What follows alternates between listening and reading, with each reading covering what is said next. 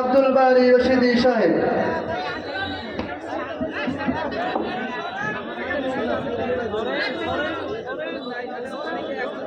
আসসালামু আলাইকুম ওয়া রাহমাতুল্লাহি ওয়া বারাকাতুহু।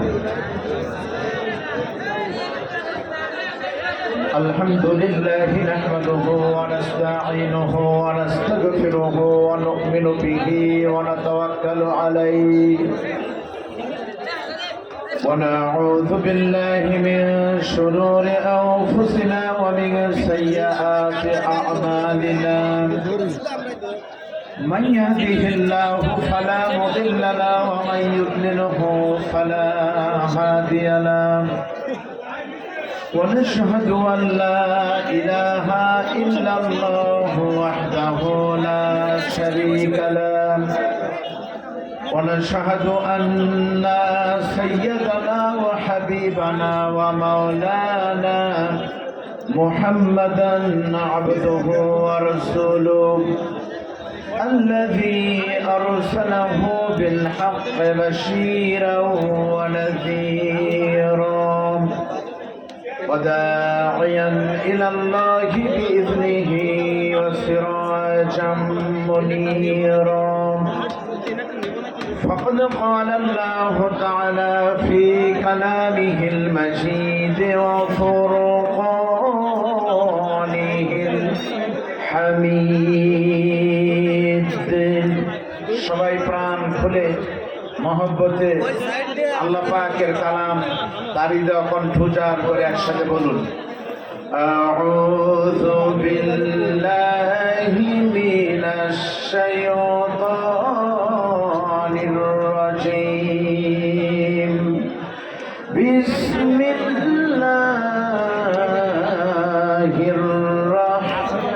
রাহমানির রাহিম।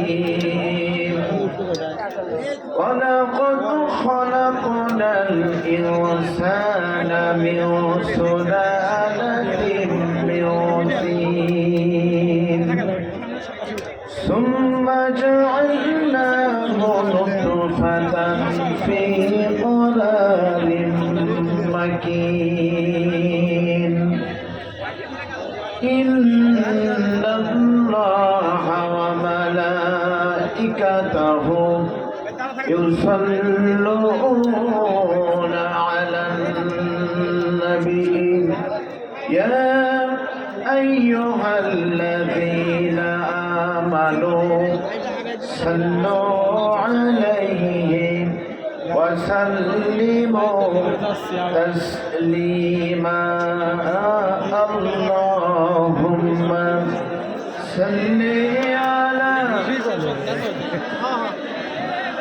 مولانا محمد وعلى آله.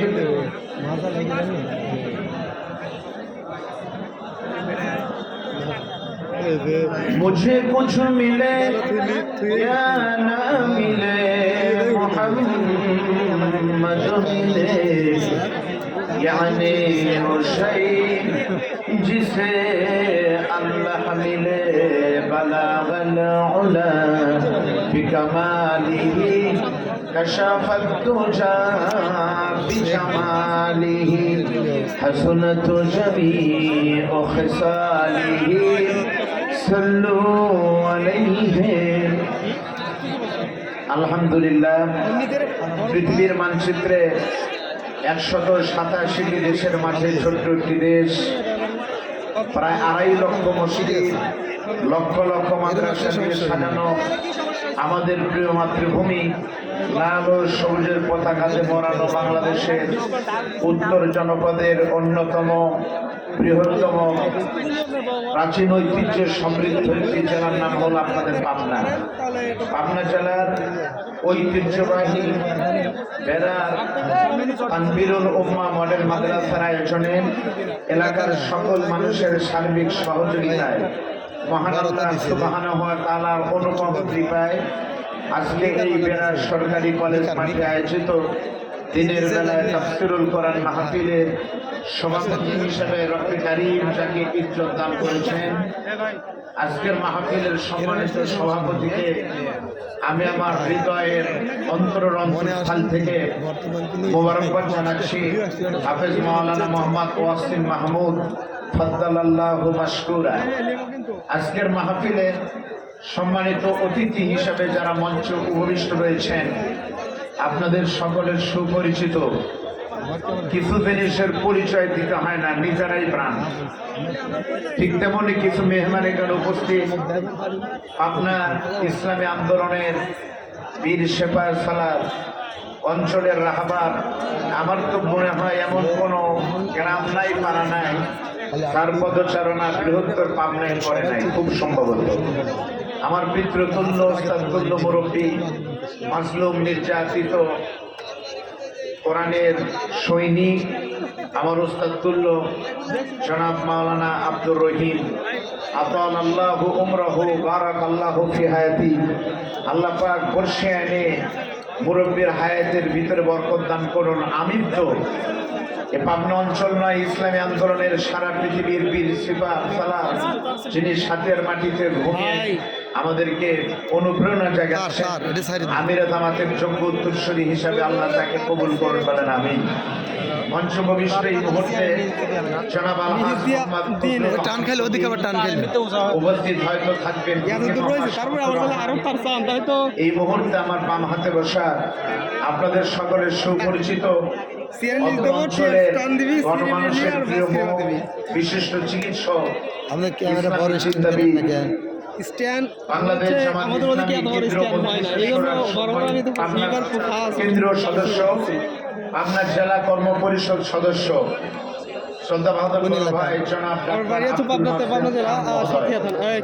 উপস্থিত থাকবেন মাওলানা মুখলিসুর রহমান,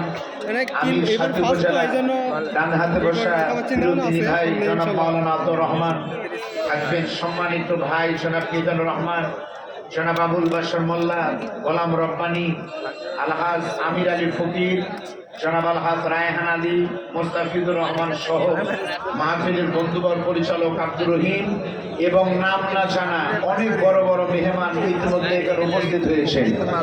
একটু পরে যিনি আপনাদের মাঝে সরাসরি উপস্থিত হবেন, এই সময়ের সারা পৃথিবীতে সারা জাগানো মুফাসসিরে কোরআন, নন্দিত মুফাসসির মাজলুম আলেমে দ্বীন মুফতি মাওলানা আমির হামজা, আমার সঙ্গে কথা হয়েছে। অল্প কিছুক্ষণের ভিতরেই আপনাদের স্টেজে চলে আসবেন ইনশাআল্লাহ।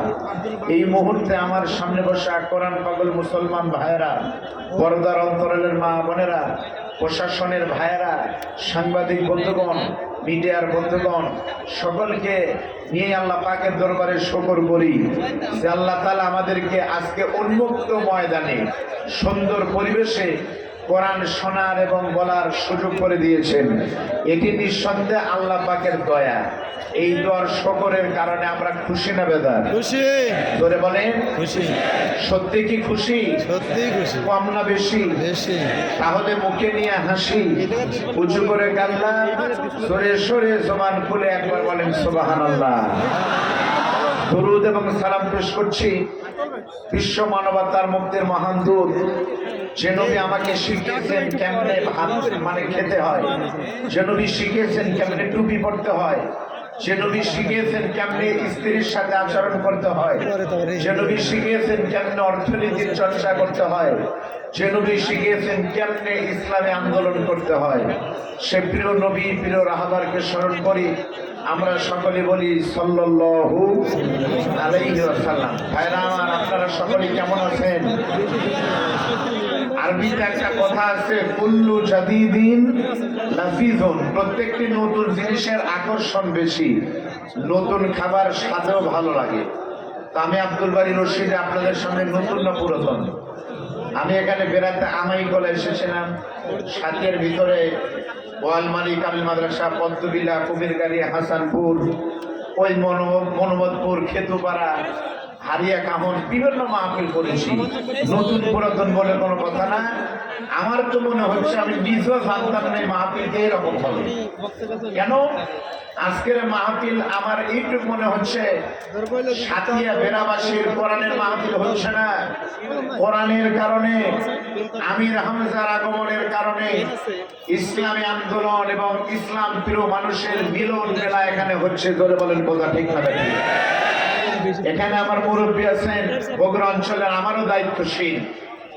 উনি জানে আমাদের বগুড়াতে বছরে একটা সময় হয় জামাই মেলা হয়। ওই মেলাতে যত জামাই আছে বংশের সব জামাইয়ের সম্মেলন হয়। আজকে বেলায় গত 15 বছর সে ভাইদের সাথে দেখা হয়নি। আজকের এই মাহফিলের মাধ্যমে কোরআন পাগল ভাইদের বুকে টানার একটা সম্মেলন শুরু হয়েছে। ধরে বলেন কথা ঠিক না ঠিক? আর আল্লাহর কোরআনের আমরা আলোচনা করব কোরআনের। আমি গুনাহগারের নাম বাদ দেন, আমির হামজা কেন সারা পৃথিবীর সমস্ত বক্তা বক্তব্য দিয়ে, লেখক লেখনের মাধ্যমে, গায়ক গায়কের গানের মাধ্যমে কোরআনের আলোচনা কিয়ামত পর্যন্ত শেষ হবে না, এই কমিটমেন্ট আল্লাহর। ধরে বলেন কথা ঠিক না ঠিক? আল্লাহ রাব্বুল আলামিন বলেন, قُلْ لَوْ كَانَ الْبَحْرُ مِدَادًا لِكَلِمَاتِ رَبِّي لَنَفِدَ الْبَحْرُ قَبْلَ أَن تَنفَدَ كَلِمَاتُ رَبِّي وَلَوْ جِئْنَا بِمِثْلِهِ مَدَدًا। আপনার এখানে অর্ধেক মানুষ আল্লাহু আকবার জোরে বলেননি, কারণ কি বলেন তো? আল্লাহ আকবার স্লোগান বললে কি কোনো লস হবে ভাই? এই স্লোগান কিন্তু আপনারই সম্পদ, আমাদেরই সম্পদ এই স্লোগান। অনেক সময় আমরা মাহফিলে গেলে আমাদেরকে বলে দেয় হুজুর রাজনৈতিক ওয়াজ এবং রাজনৈতিক স্লোগান দিবেন না।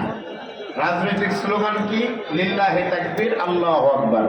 এটা রাজনৈতিক স্লোগান যারা বানিয়েছিল, আমি পড়াশোনা করে দেখলাম সত্যি এটা রাজনৈতিক স্লোগানই, সত্যই।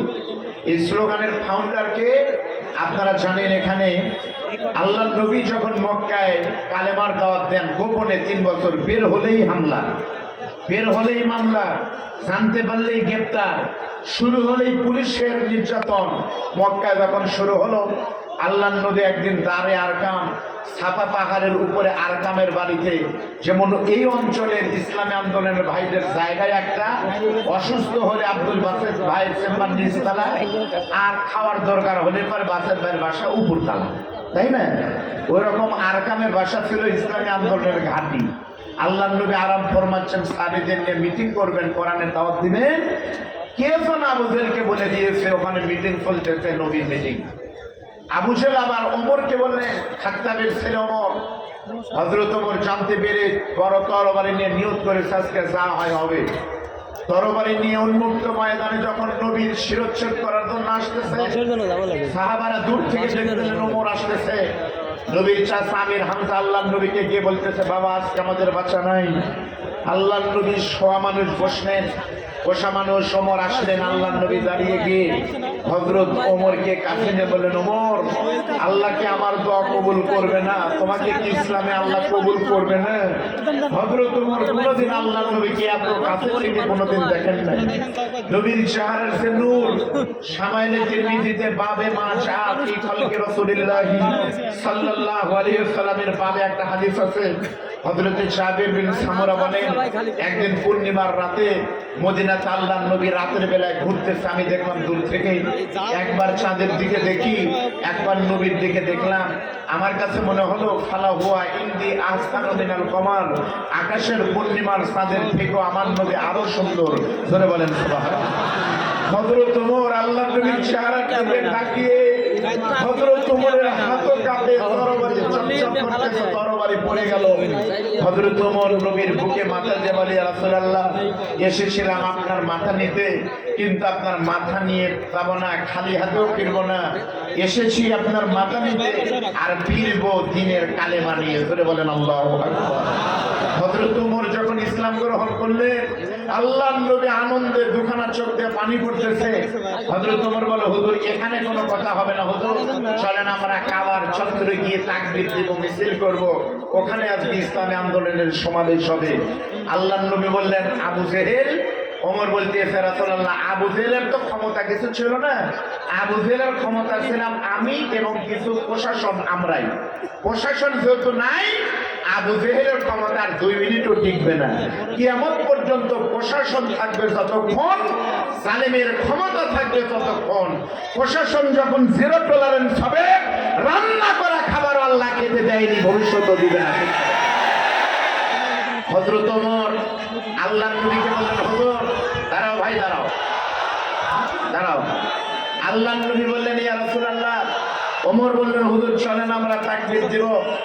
এবার আমি আল্লাহু আকবার তাকবীরের জন্মের কথা বলতেছি, পরে দেন আগে জন্ম শোনেন। হযরত ওমর সামনে গেলেন, কাবার চত্বরে মাতাবের ভিতরে আল্লাহর নবী ইসলামী আন্দোলনের বীর সিপাহসালারকে সামনে নিয়ে হযরত ওমর নতুন মুসলমান হয়ে বাঘের মতো সেই দিন তাকবীর দিয়েছিলেন। সাহাবারা পিছন থেকে ধরেছিলেন, আল্লাহু আকবার। ১,৫০০ বছর আগে সে হারানো তাকবীর আবার বেড়ার মাটিতে যদি ওমরের মতো শুরু করতে হয়, আপনাদের তাকবীর দিতে কোনো অসুবিধা নাই তো? দিবেন তো সবাই? আমরা একটা পরীক্ষা করে নিতে চাই, বাসের ভাই দেখুক, এই বেড়ার লোক যারা, এই অঞ্চলের এই গ্রামের লোক যারা, তারা দেবেন লিল্লাহি তাকবীর। আর আমার মতো যারা দূর থেকে এসেছেন তারা দেন বাইরের লোক, লিল্লাহি তাকবীর। এইবারে এক স্লোগান হবে, যে স্লোগানের ধ্বনি আল্লাহর আরশ আজিম পর্যন্ত পৌঁছে দেয়। আমাদের দুর্বলরা সবল হই। একটা তাকবীর দেওয়ার জন্য দুটো হাত তোলেন তো সকলে ভাই।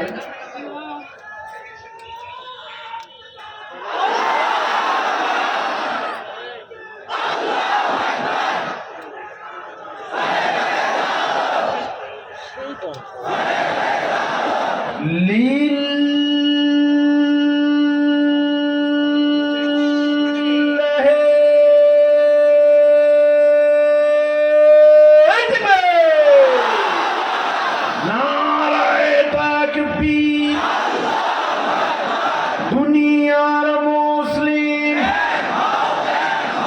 তোমার নেতা আমার নেতা, আল কোরআনের আলো সংসদে চালো, কোরআন আছে যেখানে, যে দলে কোরআন নাই ওই দলে ভোট নাই। লিল্লাহি তাকবীর। মন খারাপ করলেন? আল্লাহ রাব্বুল আলামিন বলেন, যদি পবিত্র কোরআনের আল্লাহর কালামের ব্যাখ্যা বা আল্লাহর কথা লেখার জন্য সাগরের পানি যদি কালি হয়, লিখতে লিখতে সাগরের পানি এক সময় সব শেষ হয়ে যাবে, অনুরূপ আরেকটা সাগরের পানিও যদি লিখতে দেওয়া হয়, আরেকটা সাগরের পানি কালি সব শেষ হয়ে যাবে, তবু কোরআনের ব্যাখ্যা আল্লাহর কথা কখনো শেষ হবে না। করে বলেন সুবহানাল্লাহ। সে কোরআন থেকে আমি আপনাদের সামনে পবিত্র কোরআনের কারিমের সূরা মুমিনুন থেকে মাত্র 2টি আয়াতে কারিমা তেলাওয়াত করেছি। এখান থেকে কিছু কথা বলতে চাই। ভাই আপনারা যারা দাঁড়ায় আছেন, কোন আশায় দাঁড়ায় আছেন বলেন তো? কি দুঃখ আপনাদের? দুঃখটার নাম বলেন, বসেন, আমরা আলোচনা করবো কোরআন থেকে। আপনাদের টেনশন নাই, আমি আমরা ভাই দিয়েছেন চলে আসবে। টেনশন আছে আপনাদের? অসুবিধা নাই। আপনাকে আমার ভাষা বুঝতে পারতেছেন ভাই? আমি তো পাবনা ওয়াজ করি, আঞ্চলিক ভাষার কথা বললে আপনারা পাবনার লোক কেউ না বুঝলেও বগুড়ার সাথে সম্পর্ক স্যার যে বগুড়া যায় উনি বলতেন। আমাদের বগুড়ার ভাষা আলু আলু, ওই কাউলের সোনাকে লিয়ে আলু, খালি আলু। গতকাল আমার জয়পুর হাটে মাহফিল ছিল। জয়পুর হাট আর বগুড়ার নওগাঁর লোকেরা গরুকে বলে আপনি আর বাপেক বলে তুই। গরুকে বলে আপনি খাবেন খাবেন দুধ দুধাবিন না, আর বাপেক বলে কে আবার তুই খাসলু, এরকম একটা টান মারে। আপনাদের পাবনার আঞ্চলিক ভাষা আমি জানি, আপনাদের আঞ্চলিক ভাষা যদি বগুড়ার কোনো লোকের বলতে দেওয়া হয় পারবে না, অর্থ বুঝবে না। আপনারা বলেন কেদা কনে গেছিলি, কয় সহের বিদিন। কি কামে গেছিলি? ঘুরতে হরুম মরম খায়া লায়মায় কুরহির বাচ্চা নিয়ে তারপর আসতেছি। ওখানে তাক্কিছেন, বগুড়ার লোক তাক্কিছেন মানে জানেই নাকি? আমি আপনাদের আঞ্চলিক না শুদ্ধ ভাষায় কিছু কথা বলতেছি, আল্লাহ কবুল করুন, বলেন আমিন। আমি আপনাদের সামনে যে কোরআনের আয়াত বললাম সূরা মুমিনুন, এই সূরাটা আল্লাহর নবীর মাক্কি জীবনে মক্কার ইনিংসে প্রথম জীবনে অবতীর্ণ হয়। তাফসীরের ভাষায় এই সূরাকে মাক্কি বলা হয়। বলে বলেন কি বলা হয়? পবিত্র কোরআনের 114টা সূরার ভিতরে এই সূরার সিরিয়াল নম্বর 23 নম্বর। এই সূরার 12 নম্বর আয়াতে আল্লাহ পাক এভাবে বলছেন, ওয়ালাকাদ খালাকনাল ইনসানা মিন সুলালাতিন মিন তিন, আর অবশ্যই আমি মানুষকে মাটির নির্যাস দিয়ে তৈরি করেছি। এখানে আলেম ওলামা আছেন, লাম একটা তাকিদ, কদ একটা তাকিদ, দুটো তাকিদ আল্লাহ বলছেন, আর অবশ্যই আমি মানুষকে মাটির নির্যাস দিয়ে তৈরি করেছি। সুম্মা জাআলনাহু নুতফাতান ফি ক্বারারিন মাকিন, অতঃপর আমি তাকে শুক্রবিন্দু রূপে স্থাপন করেছি একটি সুরক্ষিত দুর্গে। ক্বারারিন মাকিন শব্দের মেডিকেলের ভাষায়, ডাক্তার ভাইদের ভাষা হলো আইসিইউ এর ভিতরে, ইন্টেনসিভ কেয়ার ইউনিটে, যেখানে কোনো রোগ হয়নি সেখানে আমাকে রাখলেন। তারপর আল্লাহ কিভাবে এক ফোঁটা শুক্রাণু থেকে, বীর্য থেকে কেমন আল্লাহ তিলে তিলে আমি আব্দুল বারী রশিদকে বানালেন, আপনাকে বানালেন, সে কথা আল্লাহ তাআলা বলছেন। প্রথম কথা হলো আমরা আলোচনা করব, আল্লাহ বলতেছে আমি মানুষকে মাটির নির্যাস দিয়ে তৈরি করেছি। আপনাদের সকলকে বলতে হবে আমাদেরকে আল্লাহ কি দিয়ে বানাইছে? সবাই বলেন আমরা কিসের তৈরি? বলেন তো, জিন কিসের তৈরি? আগুনের। ফেরেশতা কিসের তৈরি? তাহলে আমি কি ভুলই করতেছি নাকি? আপনারা তো সব জানেনই, জানাওয়াজ। আপনারা বললেন মানুষকে আল্লাহ মাটি দিয়ে বানাইছে, মিথ্যা কথা, মাটি না, মাটির নির্যাস। নির্যাস শব্দের অর্থ কি? নির্যাস শব্দের অর্থ হলো মাটির উপাদান। রমজান মাসে আপনারা রোজা আসলে দেখবেন হামদারদের একটা দিনের সাথে নাম হলো রুহ আফজার। একটু পর পর টিভিতে বিজ্ঞাপন দেয়, সারাদিনের ক্লান্তি দূর করে, এক চুমুতে নিঃশ্বাসে প্রশান্তি আনে রুহ আফজার, হামদাদের অনন্য উপহার, বলে না? রুহ আফজার ভিতরে 12 রকম ফল আছে। আপনি বলেন তো, রুহ আফজার ভিতরে আপেল আছে, কিন্তু আপনি যখন রুহ আফজার শরবত খাবেন তখন আপেলের পাতা পাবেন, আপেলের বিচি পাবেন, তার মানে স্বাদ আছে, জিনিস নাই। মানুষের শরীর কেটে গেলে রক্ত বের হয়, গোস্ত বের হয়, কিন্তু মাটি বাড়ায় না। আল্লাহ বলে মাটি নাই পাগল, মাটির নির্যাস রয়েছে। দুই ধরনের প্রমাণ। প্রথম হলো the scientific miracles in the holy Quran. পবিত্র কোরআনে ডিরেক্ট 1000 আয়াত রয়েছে বিজ্ঞানের। প্রথম কথা হলো মাটি কিভাবে আল্লাহ বানালেন মানুষ। মাটির উপাদান আর মানুষের শরীরের উপাদান একই রকম। মাটিতে আছে nitrogen, hydrogen, oxygen, magnesium, potassium, এগুলো মানুষের শরীরের ভিতরে তাই আছে। করে বলেন আল্লাহু আকবার। বিজ্ঞান বলতেছে অসত্য, আল্লাহ যা বলেছে কথা সত্য, মানুষের শরীরে মাটি আছে, বিজ্ঞান দিয়ে প্রুভ হয়ে গেল। তাফসীর কি বলতেছে? তাফসীরের ভাষায় মানুষ মাটির তৈরি, তার স্বভাব হলো 3টি। আপনাদের একটা মুখস্থ করতে হবে, মানুষ মাটির তৈরি, মাটির নির্যাস দিয়ে তৈরি, তার স্বভাব কয়টি? 3টি। কি কি? মানুষ মাটির তৈরি। প্রথম নম্বর ব্যাখ্যা হলো, আপনারা খেয়াল করেন, খুব সাধারণ কথা, আমি কিছু কথা বলে বিদায় নেব। প্রথম জবাব হলো, আমাদের সকলের আদি পিতা, পৃথিবীর প্রথম সৃষ্টি, প্রথম মানুষ আবুল বাশার আদমকে বলেন তো আল্লাহ কি দিয়ে বানাইছে? জোরে কোন? তাহলে আমাদের বাপ কিন্তু তৈরি হয়েছে মাটি দিয়ে, ঠিক না? মাটির আদমকে প্রথম সৃষ্টি করিয়া ঘোষণা দিলে তুমি শ্রেষ্ঠ করিয়া, তাহলে আমাদের বাপ নিজেই কিন্তু মাটি দিয়ে আল্লাহ বানাইছে। প্রথম ব্যাখ্যা হলো, যেহেতু আমাদের বাপ নিজেই মাটির তৈরি, সেজন্য কিয়ামত পর্যন্ত দুনিয়াতে যত আদম সন্তানের জন্ম হবে, বাবা মাটি হওয়ার কারণে ছেলেরা, সন্তানেরা অটোমেটিক মাটি হবে। প্রথম জবাব হলো, আমার বাপ মাটি, আমিও মাটি। এটাই হলো কথা, ব্যাখ্যা। আমাদের বাংলাদেশে কেউ কেউ বলে মানুষ বানর থেকে এসেছে। আপনারা কি একমত? আপনারা একমত না, কিন্তু আমি একমত। আমার হিসাবে তারাই ঠিক আছে। কেমনে? আগে চোখ বড় বড় করে নাকে তাকান। মানুষ বানর থেকে এসেছে এটা বলেছে মিস্টার ডারউইন। আসলে বিজ্ঞান কখন কি বলে তার ঠিক নাই। কার্ল মার্কস বলেছে একরকম, লেনিন বলেছে একরকম, স্টালিন বলেছে একরকম, আইনস্টাইন আরেক রকম, ডারউইন বলেছে আরেক রকম। বিজ্ঞান এক সময় বলল মানুষ এসেছে সূর্য পৃথিবীর চারদিকে ঘুরে, তারপরে বলল না সূর্য না পৃথিবী ঘুরে, তারপর বলল দুইটাই ভুল, সূর্যও ঘুরে পৃথিবীও ঘুরে, আমরা বলছি সাথে তোমাদের মাথাও ঘুরে। ঠিক না ঠিক করে বলে মানুষ বানর থেকে এসেছে। ডারউইনের কথা বলেছে, ডারউইন খ্রিস্টান মত করছিল, তার কথা কি? এই বাংলাদেশে যারা ডারউইনের মতবাদকে প্রতিষ্ঠিত করতে চায়, যারা আমাদেরকে শিখিয়েছে মানুষ মাটির তৈরি না বানরের তৈরি, তাদের বক্তব্য ঠিক। এভাবে ডারউইন বলেছে মানুষ বানর থেকে এসেছে, এই আদর্শ বাংলাদেশের কোন আলেম বিশ্বাস করে না। এই আদর্শ প্রবক্তা বাংলাদেশ হলো ডক্টর জাফর ইকবাল শাহ, ডক্টর জাফর ইকবাল শাহ, হার্দিক মিশন মজুমদার গংরা। এরা বাংলাদেশে বিশ্বাস করে মানুষ বানর থেকে এসেছে। কথা সত্য, যার জন্মের খবর সে জানে।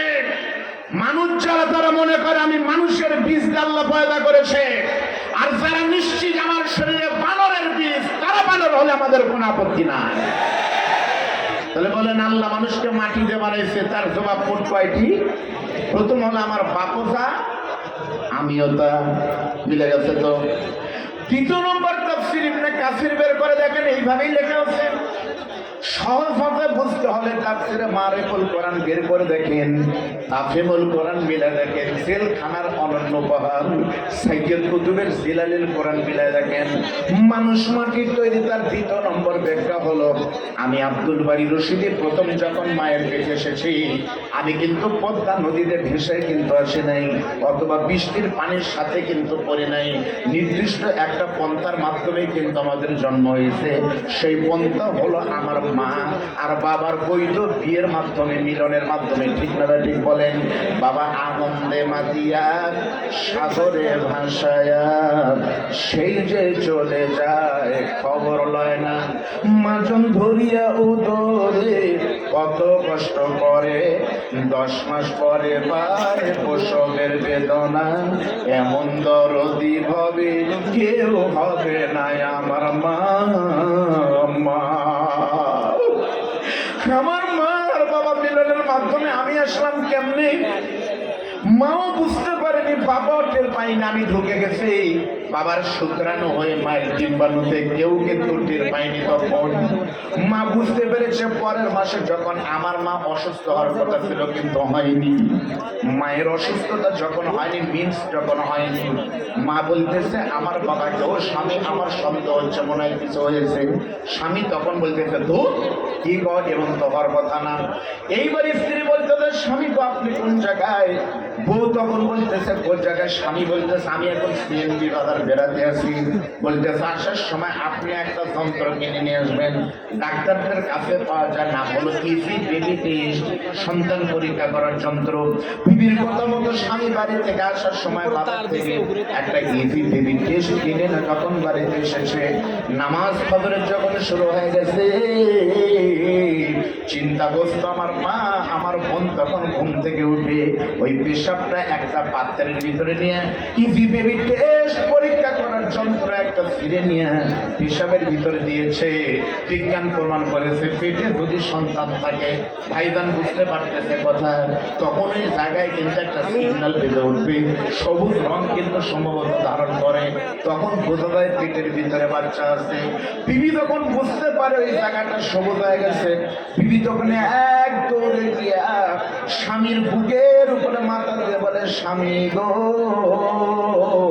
এই যন্ত্র প্রমাণ করতেছে আমার পেটে বাচ্চা আছে, এখন থেকে 10 মাস পরে আল্লাহ যদি বাঁচিয়ে রাখে আমি মা হব, আর আপনি সন্তানের বাবা হবে।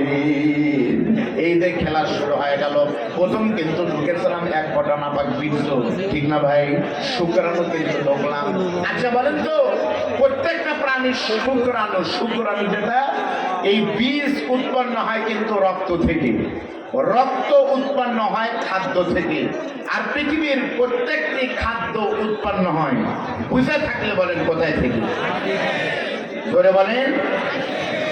তাহলে বীজ আসলো মাটির রক্ত থেকে, রক্ত আসে খাদ্য থেকে, আর খাদ্য উৎপন্ন হয় সব খাবার। শুধু বিড়ি আর সিগারেট মাটি ছাড়াই হয়, তাই না? এই যে মুক্ত আমির হামজা আসতেছে, আমি কুষ্টিয়া বিশ্ববিদ্যালয়ে পড়াশোনা করেছি এট এ টাইমই। আমির হামজা, আমি, আব্দুল হাই, সাইফুল্লাহ, আমরা একই কোম্পানি, খালি মডেল ভিন্ন। কোম্পানির নাম কি এখন বলতে আর সমস্যা নাই, কোম্পানি হলো এই মুরব্বীদের রেখে আসা জিনিসে আমরা ছিলাম, আলহামদুলিল্লাহ।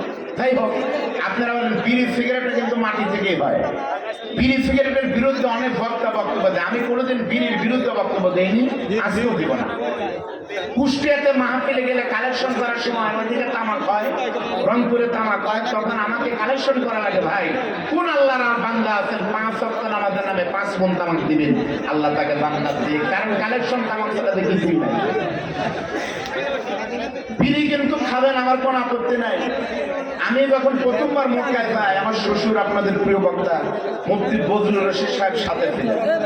কাবা শরীফে যখন আজান হচ্ছে, আমি নিজে দেখলাম গাড়ি থেকে নেমে এক সৌদিয়ান ড্রাইভার সিগারেট ফেলাই দিয়ে ওখানে নামাজে দাঁড়াল। আল্লাহু আকবার। তখন আমার সন্দেহ হলো কি উযু, হুজুরকে বললাম আমরা উযু তো করলো না। তখন উনি বলতেছে উযু না করলেও হবে, কারণ উযু ভাঙার কারণের ভিতরে বিড়ি খাওয়া নাই। আসলে দেখেন আমার কাছে উযুর ভিতরে কিন্তু বিড়ি খাওয়া নাই। কি ভাই, স্বপ্ন দোষে উযু দেয়, পেশাব করলে উযু ভাঙে, পায়খানা করলে উযু ভাঙে, ঘুমালে উযু ভাঙে, বিড়ি খেলে উযু থাকে। অনেকে বলতেছে হুজুর 10-12 কিলোমিটার দূর থেকে এসেছি, একটা ফতুয়া শুনে গেলাম, হুজুর ভালো একটা ফতুয়া দিলেন, শেষ হয়নি, একটু পরে শোনেন। বিড়ি খেলে ওষু ভাঙ্গে না, এটা সত্য। আপনি বিড়ি খেতে পারবেন, কিন্তু সমস্যা কি জানেন? প্রথম সমস্যা আব্দুল বাসের ভাইদের, ডাক্তার বলতেছে বিড়ির ভিতরে, সিগারেটের ভিতরে একটা বিষ রয়েছে, ক্যান্সারের উপাদান, নাম হলো ক্যাফিন। এই ক্যাফিন নামক বিষ যদি নিয়মিত কেউ খায়, ওই মানুষের ক্যান্সার, লিভার সিরোসিস হওয়ার সম্ভাবনা বেশি। আপনি এটা নিশ্চিত মনে করে খাবেন। 2 নম্বর বিপদ হলো, আপনারা দেখেন পচা মাছ, পচা খাবার, বাসি খাবার খেতে পারুক আর না পারুক, বিড়াল এমনকি কুকুরে কিন্তু মুখ দেয় পচা খাবারে। কিন্তু যত বড় ভিআইপি হোক, এখন পর্যন্ত সিগারেট ফালাই দিয়েছে, কুকুরে মুখ দিয়েছে, এমন কোনো রেকর্ড নাই। এখান থেকে প্রমাণিত হয় সিগারেট খাবে তারা, কুকুরের থেকে নিচে কুত্তা যেটা খায় না তারাই সেটা খাবে। এরপর যদি আপনি খেতে চান অজালে মারতে পারেন, আমার আপত্তি নাই। তাহলে মানুষ মাটির তৈরি গেল 2টি, বলেন কয়টি? 3 নম্বর যুবক মানুষ মাটির তৈরি, খুব খেয়াল করে শোনেন। আমি কিন্তু তাফসীরের ভিতর থেকে বলতেছি, আমি ভয়ে আছি, এত বড় বড় আলেমের সামনে কি বলতে আবার কি ভুল হয়ে যায়। 3 নম্বর ব্যাখ্যা এবার এসেছে, আমার আল্লাহ বলেন বান্দা দেখো রে, যখন কোন স্বামী স্ত্রী মিলনের মাধ্যমে কোন শুক্রাণু মায়ের ডিম্বাণুর ভিতর ঢুকে যায়, যেমন আমার এই গ্রামে জন্ম আমার প্রিয় তিনি ভাই আব্দুল বাসের খান ভাই, অথবা আমার বড় ভাই ইদাতুর রহমান, আল্লাহ তখন ডাকতে বলতেছে, রে ফেরেশতা শুনে নাও, আপনার সাথে উপজেলায় একটা মায়ের গর্ভের ভিতরে একটা সন্তান ঢুকেছে, ওই সন্তানের নাম দুনিয়াতে হবে আতাউর রহমান। ওই সন্তানটা দুনিয়াতে 100 বছর বাঁচবে। 100 বছর পর এই ছেলে যখন মারা যাবে, তার গ্রামের বাড়ি, তার গ্রামের কবরস্থানে দক্ষিণ পাশে এই জায়গায় তাকে দাফন করে দেওয়া হবে। আল্লাহ কিন্তু নিজে কবরের জায়গা ওখানে দেখায় দেয়। তখন আমার আল্লাহর দুজন ফেরেশতা ওখানে এসে সরজমিনে ভাই যেখানে কবর হবে, আপনার কবরের জায়গা থেকে 1 চিমটি একটু মাটি তুলে নিয়ে গিয়ে আপনার মায়ের ডিম্বাণুর ভিতরে, হাদিসে এভাবেই আছে, ওই মাটির উপাদান মায়ের ডিম্বাণুর ভিতর ঢুকায় দেয়। এখান থেকে নবী বলেন, আমার উম্মতরা তোমরা শোনো, আল্লাহ যাকে যেখানকার মাটিতে তৈরি করেছে ওই জায়গায় তারা দুনিয়ায় কবর হবে। এটাই সত্য, যাকে আল্লাহ যেখানকার মাটিতে বানাইছে ওই জায়গায় তার কবর হবে। প্রমাণ কি? বাড়ি হলো পাবনা, মারা গেছে সৌদি আরবে, কি কবর হয়েছে সৌদি আরবে, কারণ কি? ওখানকার মাটিতেই তাকে বানানো হয়েছে। ইচ্ছা করলে আপনার কবর আপনি এক জায়গায় দেখায় দিয়ে পারবেন না, তার প্রমাণ হলো চোখে দেখা। এতদিন আমরা ইশারা নাম বলেছি কোরআনের পাখি, কিন্তু আজকে বলতে আর কোনো বাধা নাই, আজকে বলার সুযোগ এসেছে। আজকে বলার সুযোগ দিয়েছে আল্লাহ। কোরআনের পাখি রইসুল মুফাসসিরিন আল্লামা দেলোয়ার হোসেন সাইদি, যার বক্তব্য দিয়ে আমি এখানে সময় পার করার কোনো দরকার নাই। তবে এইটুকু বলছি, আমরা কোরআনের মাহফিলে যাচ্ছি, বাংলাদেশে প্রত্যেকটা বক্তারই দল আছে, কোয়ামি হোক, আলিয়া হোক, চরমনাই হোক, ফুরফুরা হোক, দেওয়ানবাগি হোক, সোনপুরি হোক, জামাত ইসলাম হোক, হেফাজত ইসলাম হোক। আল্লাহর কসম 99% বক্তা কোনো না কোনো ভাবে কোরআনের পাখিকে অনুসরণ করেই। সেই পাখি বলে গেল খুলনা দারুল কোরআন সিদ্দিকা কামিল মাদ্রাসা আমি গিয়েছি, এখানেই আমি ঘুমাবো, আমার মাদ্রাসা ছাত্ররা কোরআন পড়বে, আমার মসজিদে তারাবি হবে, আমি কবর থেকে শুনবো। কিন্তু আল্লাহ তার দোয়া এটা কবুল করলেন না। এই কারণে আল্লাহ বললেন কোরআনের পাখি শাহাদতের মরণ এটা আমি বাজেট করে দিচ্ছি, কিন্তু ওখানে কবর হবে না, কারণ তোমাকে আমি পিরোজপুরের মাটিতে বানিয়েছি, কবরও পিরোজপুরের মাটি দিয়ে হবে। এখান থেকে প্রমাণিত আবারও হলো সত্যি মানুষ কবর থেকে মাটি থেকে এসেছে, এরা আমরা প্রমাণ পাইলাম। ধরে বলেন কথা ঠিক না বেঠিক? আজকে উন্মুক্ত ময়দানে কথা বলার সুযোগ পেয়েছি, এটা কি কল্পনা করা যায়? গত বছর যদি এই জায়গায় মাহফিল হতো, এই জায়গায় না কোনো গ্রামের ভিতরে যদি হতো, মাহফিল কমিটিকে যতবার বক্তাকে ফোন দেওয়া লাগতো, মাহফিল কমিটি যতবার অ্যারেঞ্জমেন্টের টেনশন করতো, তার থেকে বেশি ফোন দেওয়া লাগতো এলাকার আতি নেতা, পাতি নেতা, মেজো নেতা, বিভিন্ন সাইডের নেতাদের কাছে। ধরে বলেন কথা ঠিক না? কিন্তু আমি একটা সম্ভাবনার কথা বলি, আমার মুরব্বীদের সামনে কোনো রাজনৈতিক বক্তব্য এখানে দেওয়ার কোনো দরকার নাই। আমরা বিশ্বাস করি আমাদের দাওয়াত হলো কোরআনের দাওয়াত। মান ক্বালা বিহি সাদাকা, কোরআনের কথা বললেই ইসলামের কথা হয়ে যায়, বাহিরের কথা বলার দরকার। তবে আপনাদের সতর্ক করে দেই, যখনই মুসলমানরা মনে করেছে আমরা তো কাম হয়ে গেছে, তখনই মুসলমানরা বিপদে পড়েছে। উহুদের ময়দান কিন্তু তার বড় প্রমাণ। ধরে বলেন কথা ঠিক না বেঠিক? মনে রাখবেন, গাড়ি অ্যাক্সিডেন্ট হয় কিন্তু দুই কারণে গাড়ি অ্যাক্সিডেন্ট হয়। আমার এই জীবনে আমার গাড়ি একবার অ্যাক্সিডেন্ট করেছিল পাবনাতে, ঈশ্বরদীতে দাসুরিয়া। ড্রাইভারের দোষ তুলে এক জায়গায় ড্রাইভার বলতেছে, হুজুর আমি নিশ্চিত ছিলাম গাড়ি পার হবে, বেশি কনফিডেন্সের কারণে কিন্তু গাড়ি অ্যাক্সিডেন্ট হয়। প্রিয় ভাইরা, আপনারা মনে করেন না আমাদের শব্দ হয়ে গেছে, ইসলাম কায়েম হয়ে গেছে, তা মনে করার কোনো দরকার নাই। একটা গল্প করে আপনাদের, মাত্র 2 দিন আগে বৃহত্তর নোয়াখালীর লক্ষ্মীপুর আপনারা দেখেছেন, গতকাল বিশাল বড় একটা তাফসীর মাহফিল, পুরো লক্ষ্মীপুরের ভিতরে বড় তাফসীর মাহফিল, এরকম লাখো জনতার ঢল নামার কথা। গতকাল রাতে সেই মাহফিল ট্রাক দিয়ে, বালুর বস্তা দিয়ে মাহফিল প্যান্ডেলে নিয়ে গিয়ে মাহফিল বন্ধ করে দিয়েছে। আমরা জানতে চাই, যারা 15 বছর বাধা দিয়েছিল তারা তো নাই, তাহলে কে মাহফিলে বাধা দিল? এখান থেকে মনে হয়, এখান থেকে প্রমাণিত হয় অ্যাক্সেস চলে গেছে, শেপ পরিবর্তন হয়েছে, কিন্তু তাদের কিছু লোক অন্য কায়দায় আবার আছে। ধরে বলেন কথা। মনে রাখবেন, একটা গল্প শুনেছিলাম, আপনারা কি হিলি গেছেন কোনোদিন? হিলি বর্ডার, হিলি দিয়ে মানুষ ইন্ডিয়া যায়। একদিন রাত 9টার সময় বিসিএ ভাড়া লাইট মারতেছে, ওইদিকে বিএসএফ লাইট মারতে মারতে দেখতেছে ওই দিক থেকে একটা লোক বাংলাদেশে ঢুকতেছে। বিসিবির জওয়ানরা বাঁশি দিয়ে তাকে গ্রেপ্তার করলো। কে রে? সীমান্ত দিয়ে ঢুকলো, ক্যাম্পে নিয়ে গিয়ে দেখে একটা লোক বাংলাদেশের নওগাঁবাড়ি, ধামুরহাট। তাকে প্রশ্ন করে দেখা গেল তার কাছে কোনো মাল নাই ভাই, ইন্ডিয়া গেছে, খালি হাতে এসেছে, এনেছে শুধুমাত্র একটা বস্তা। বিজিবির কমান্ডার বলতেছে, বস্তা চেক করো। মেটাল ডিরেক্টর যে চেক করে দেখে বস্তার কিছুই নাই, খালি বালু। বুঝেন আপনারা বালু?